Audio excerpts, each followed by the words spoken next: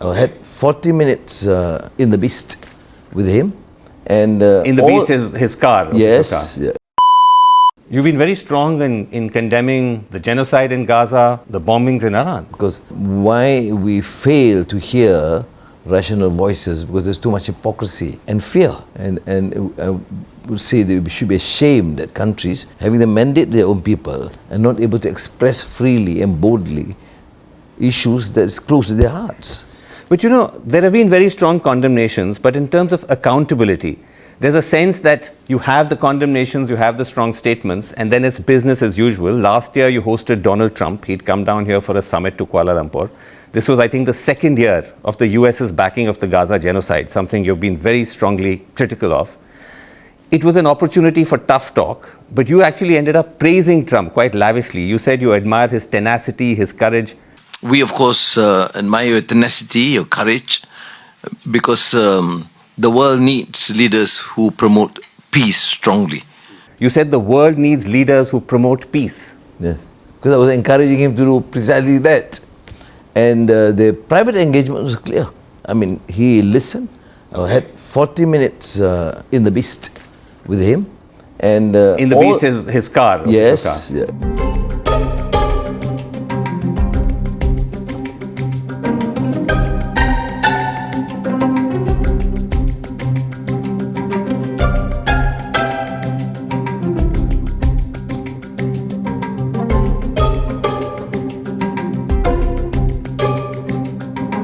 So that you said was in a private conversation, but I'm talking of public accountability. Now, just in the past year alone, America under Trump has continued to back the Gaza genocide, has with the support of Israel bombed Iran, killed their supreme leader, bombed a girls' school in Iran where almost 120 students died, abducted Maduro illegally. Is it time, if one talks about accountability, Prime Minister, for you to say publicly that these are war crimes, that Trump is guilty of war crimes? We did. Malaysia is probably one of the very, very few countries, or to my mind probably the only country, that passed strong resolution in Parliament. That's slightly different though from saying that they're complicit in war crimes and complicit in genocide. Condemning the war is different from direct complicity. No, but you look at the resolution as a whole. Yes. I mean, the condemnation is strong. Okay. And I think for a country, I think we went beyond most countries, almost all countries, and I don't. You should then question the other countries. I'm asking because you are also part of the Hague Group, which is a group of countries that is pushing for the warrants against Benjamin Netanyahu for war crimes to be executed. Would you demand similar warrants against Trump or even Biden, because he was also one of those who enabled genocide? Would you ask for similar warrants there too? For now, I think we proceed at that.